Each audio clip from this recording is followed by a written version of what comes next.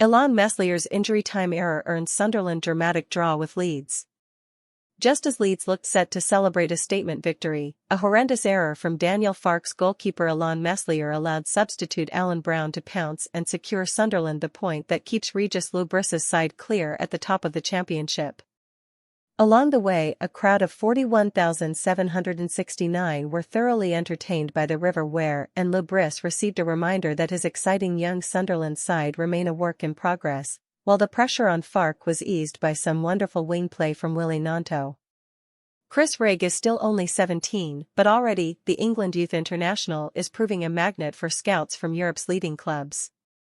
Part of the attraction is his ability to meld central midfield enforcement with some exquisite passing and the useful knack of advancing to score a few vital goals.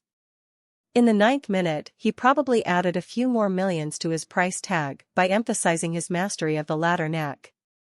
Although Meslier made an excellent save to repel Dennis Serkin's shot, Rigg was in the right place at the right time to lash the rebound home from close range. Lubris remains very much a mentor to Meslier after coaching the Leeds goalkeeper in Lorient's academy in their native Brittany, but, on the eve of kick-off here, Sunderland's manager said that, for once, he hoped to see his former protégé picking the ball out of the net. Yet having been granted that wish, Lubris could not exactly afford to relax. Leeds were clearly anxious to atone for the defensive concentration lapse that had left Serkin unmarked and swiftly equalized when Joel Pyro expertly lost his marker and headed across from an arguably offside Gnonto beyond a helpless Anthony Patterson. It was the first goal Sunderland had conceded at the Stadium of Light this season. Farke's team had initially seemed cowed in the face of Sunderland's blistering start, but suddenly they were not so much ascendant as firmly in control, and Lubris's players found themselves forced to retreat en masse. Farke must have been delighted with the way Ao Tanaka and Joe Rothwell were dictating a central midfield department in which Rigg and his talented 19-year-old fellow midfielder, Joe Bellingham, at times looked like the inexperienced teenagers they are. Had Ethan Ampadu and Ilya Greve not been injured, Tanaka and Rothwell would have been on the bench, but, thrown into the deep end, they displayed a reassuring determination to avoid sinking. Not to mention helping ensure that, bar watching a deflected Bellingham shot was fractionally wide of an upright, Meslier had rather less to do than might initially have been expected. Bellingham was booked for a foul on Pyro at the outset of the second half, but generally Sunderland appeared slightly reluctant to get into the visitors' faces, let alone press Leeds high up the pitch and risk coming undone on the counterattack.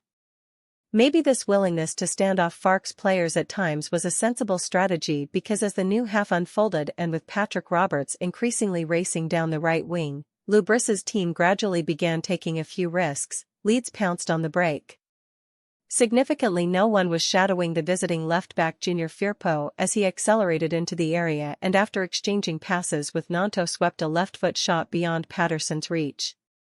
Sunderland fans complained that Largi Ramazani had handled the ball as he controlled it before laying off to Firpo in the goal's preamble, but their team's struggle to cope with Gnonto's quick feet and faster brain was at the root of their problems.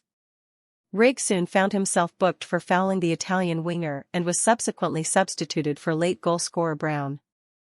By then the power balance had shifted again, this time tilting in Sunderland's favour as Leeds strove to sit back and hold on for the win as Romain Mundle rampaged down the left flanks. Farke's body language betrayed a certain anxiety that was about to be justified as Meslier did his old friend Lubris an unwanted favour.